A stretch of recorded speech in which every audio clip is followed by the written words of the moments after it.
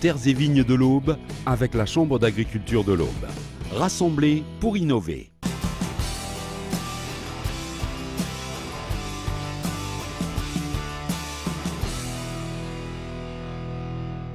Depuis 3 ans, la Chambre d'agriculture de l'Aube et la Fédération des chasseurs ont un objectif commun, la multiplication des haies et des bords de champs, un souhait à contre-courant de la politique agricole menée pendant de nombreuses années. Pendant très longtemps, finalement, on a eu une politique agricole commune, donc la politique européenne, qui était finalement poussée au remembrement.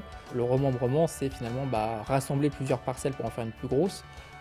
Et en fait, cette action-là a conduit finalement à supprimer les haies, les bords de champs, puisqu'il a fallu mécaniser, il a fallu avoir des engins un peu plus importants. Aujourd'hui, ce qu'on constate, c'est que finalement, le paysage s'en est retrouvé dégradé. Les haies et bords de champs fournis en diverses essences ne servent pas seulement à embellir le paysage.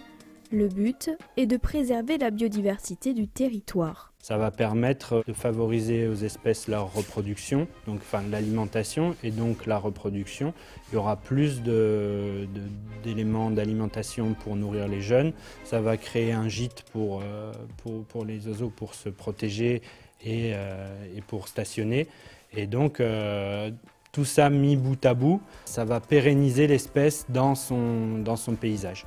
La végétation sert aussi directement l'agriculteur en devenant une barrière naturelle de limitation des transferts des polluants pendant les ruissellements. Elle est aussi un stockage de carbone.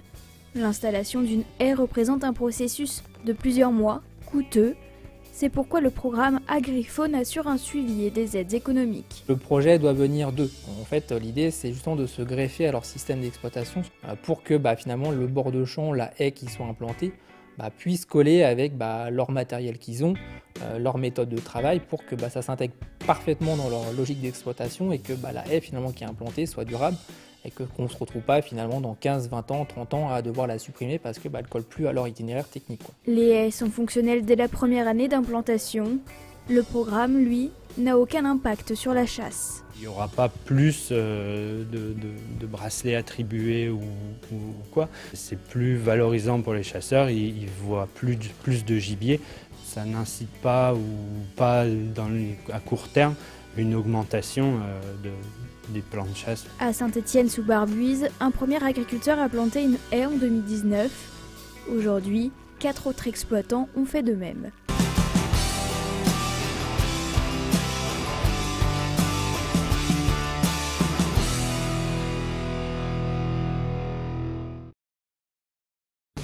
Terres et vignes de l'Aube avec la Chambre d'agriculture de l'Aube.